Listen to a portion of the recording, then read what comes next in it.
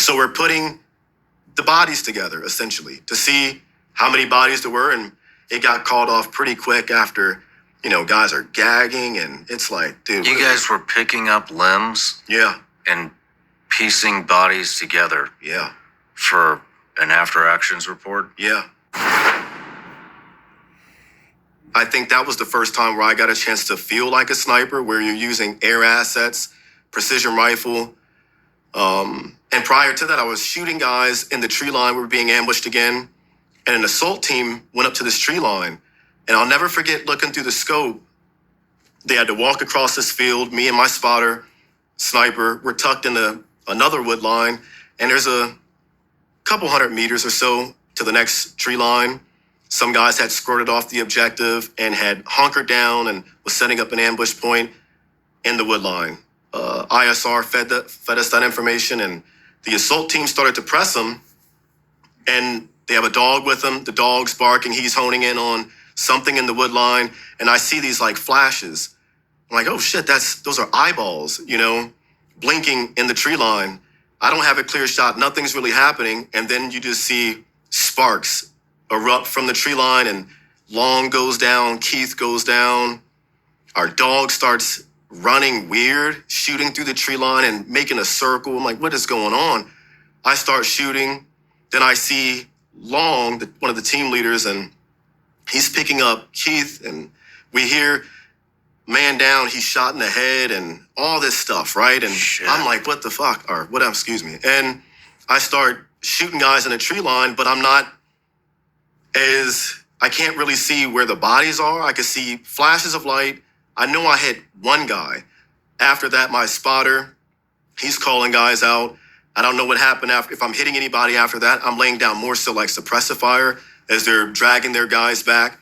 The dog is just running weird. He finally comes back to his dog handler. He gets picked up. The dog is shot. He took around in his side. Keith took around through his night vision, and Long took around through his helmet. We called up a Carl Gustav. He puts, I think it was flechette rounds, into the tree line. A what round? Flechette. I've never even heard of that. It's like it's the big ordnance, but when it explodes, it sends out like shrapnel, like razor fragmentation? Yeah, something like that. I was not a Gustav guy, but I'm pretty sure it was called flechette rounds. And it would shoot out these like shrapnel into the tree line. And he shot that. It didn't really do much or anything that we could see. I think it hit low. And that's when we called in the AC-130. At first, the rounds were hitting they were to the right and behind the guys, off quite a distance. So I call up and I'm like, hey, I say, left 75 plus 50, or I'm giving calls like that to bracket the rounds. Once I saw the rounds hitting where the ambush was coming from, where I knew the guys were at, in this sector of the tree line, fire for effect, and they just started raining danger close, like 105s down. Then I remember walking close in the distance after the rounds were expended, walking across the field, and smoke is rising up. It looks like something out of a movie. And I'll never forget this guy.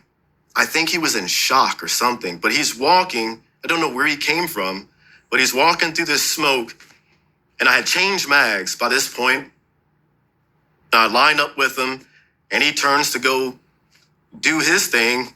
I don't know if he was out of it or what, but he's about to shoot, I perceive, or what. I don't know what he was going to do, but he was just dazed.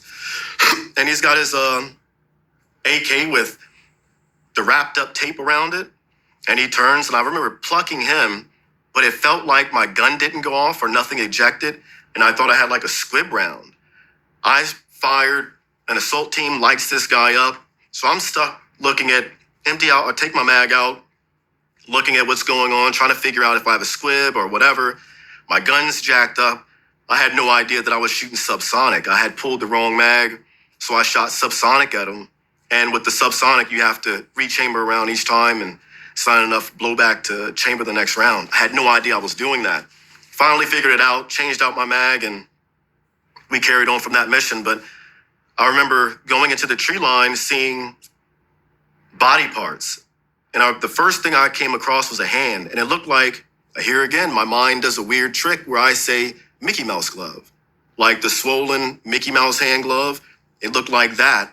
Then I saw the arm, legs, like butt cheek, I think. Heads popped off and weird stuff like that. So we were told by our commander, we have to figure out how many guys for our AAR or after action report and call it up how many EKIA. So we're putting the bodies together essentially to see how many bodies there were. And it got called off pretty quick after, guys are gagging and it's like, dude. You guys were picking up limbs? Yeah.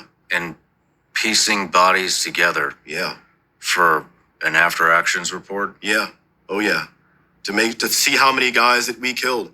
And we called it off early on. Like after 2 or 3 bodies, the ground force